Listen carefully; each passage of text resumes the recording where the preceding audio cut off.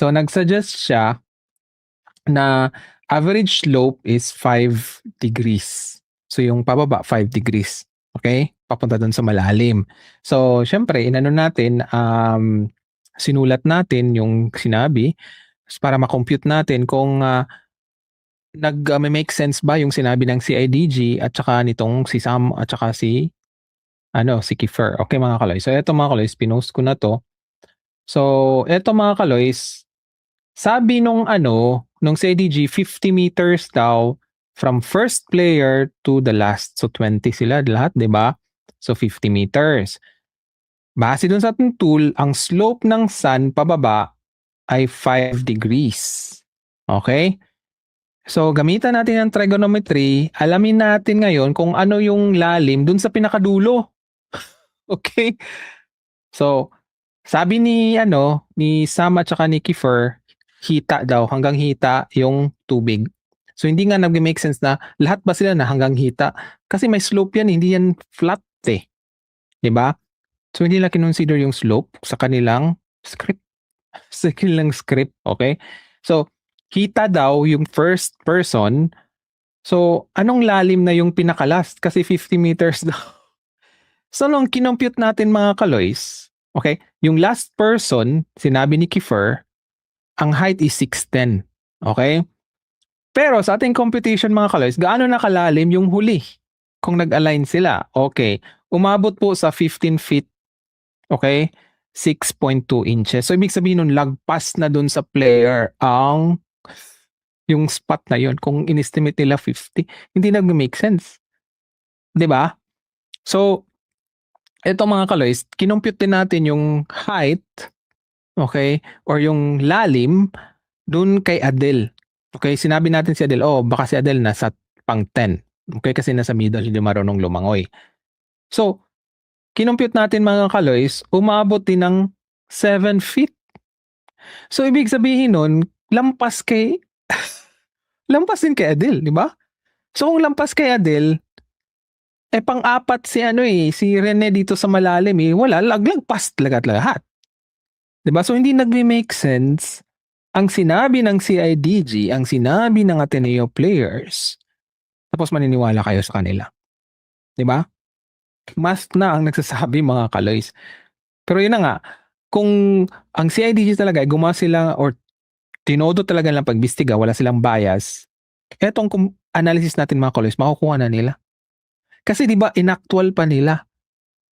So inactual ba talaga nila or pang press release lang? Kasi malalim na 'Di ba? Nagets niyo ang point ko mga kaloys na sabi ni Jai, sumakit ang ulo ko dahil sa math.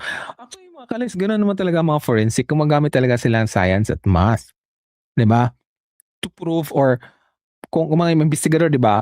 Tayo dito ay nag-speculate lang. Pero yung mga investigador, mag-speculate talaga lang sila para para dadalhin sila doon sa ebidensya. 'Di ba? Kasi kung mag-investigate ka, hindi man kaagad lalabas yung ebidensya, 'di ba? Kaya kailangan mong kausapin yung mga witness, 'di ba? Para magdadala sa iyo doon sa ebidensya na hinahanap mo. Tama. Agree ba kayo? Kaya na nga nag-analyze tayo dito para malaman natin kung ano yung probability na itong katotohanan. 'Di ba? So, yun na nga. Sinadya ba sa kwento nila na lunurin yung mga players? 'Di ba? Ayan ang lalim mga kaloys, 'Di ba? Tapos inexplain nila na gano'n. So, yun na nga, hindi nagme-make sense yung sinabi nung CIDG at saka nung Ateneo players. Kaya nagtatanong nga ako sa inyo sa tingin mo alam ng staff, okay, ng resort ang totoong nangyari? Sabi ng ating live viewers, 90% oo, 10% hindi. Para sa akin mga kaloys, the probability is very high na alam nila yon. Okay? Kung ako ang mag-imbestiga dyan sa staff, simulan ko dun sa utos-utos. Right? Paano ba inutusan tong mga to? Wala ba kayong narinig? Kukunin yung CCTV? Pero yun na mga kaloys, syempre kung ikaw ang owner, alam mo na nangyari talaga, syempre isasave mo yun sa sarili mo. 'Di ba? Lahat sila may vested in it. Damay siya. Damay ang resort owner. Kasi doon nangyari 'Di ba? kung mayroong ginawa sila kay Rene. Para sa akin mga kalos, the probability is very high na si Rene may ginawa sila kay Rene kasi si Divine is senior eh. Hindi bago si Divine. Okay? So hindi siya uutusan or mag-initiate. Right? So bakit nasama si Divine? Just like what I've said, di ba? Sa ating previous analysis, na sinabi nung DRMMO, yung head, na unang tawag nila, hindi na sinabi na nalunod. Di ba sinabi nung DRMMO, ang unang tawag ay may nahirapan huminga. Ibig sabihin nun, hindi nalunod. So ibig sabihin wala sila sa tubig. Kasi sinabi ng DRMMO, unang tawag daw ay about sa saklolo na hindi huminga. So, binalikan natin yung sinabi ng coach ni Rene, pinakaunang coach, na ito daw si Rene na kumbaga nagbe-breakdown, okay, or parang nawawala ng hininga. So, hindi kaya si Rene ay nasubrahan nila, kaya nawala ng hininga, pero natuluyan. Kaya ang next na tawag nila sa DRMMO ay naghingi na silang tulong na may nanulunod daw. Pero ang nakapagtataka mga kaloys, bakit ang sinabi nila dun sa first responder ay si Adili lang ang hanapin? So sa ating analysis, ibig sabihin nun, bakit sila concerned lang kay Adili? Kasi nga alam nila na wala na si Rene. Ibig sabihin nun, pumanaw na si Rene, di ba? Bago pa doon sa tubig. Kasi bakit hanapin mo yung tao na alam mo nang pumanaw na? Kaya ang sinabi lang nila sa first responder, si Divine ang hanapin. Kaya lang nahanap ng first responder si Rene. So i-blame din yung tumawag kasi nga alam nila nag-headcount sila, dalawa pala daw, pero si Divine lang pinapahanap. So ibig sabihin nun, ayaw nila mabuhay si Rene? Or alam nila na wala na si Rene?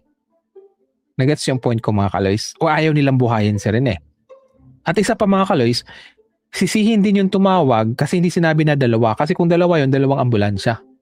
Kaya nga ang nangyari, si Adili ay nandoon na lang sa pulis. 'Di ba? Iba kasi yung sa ambulansya kasi nandoon yung mga lahat ng gamot, yung kung anong kailangan sa mga first aid or whatever, kaysa yung sa pulis, 'di ba? Right? So, tapos sabihin ni John Vic na inosente itong mga players kasi biktima din sila. Come on. 'Di ba? Ang biktima dito itong si Divine at saka si Rene.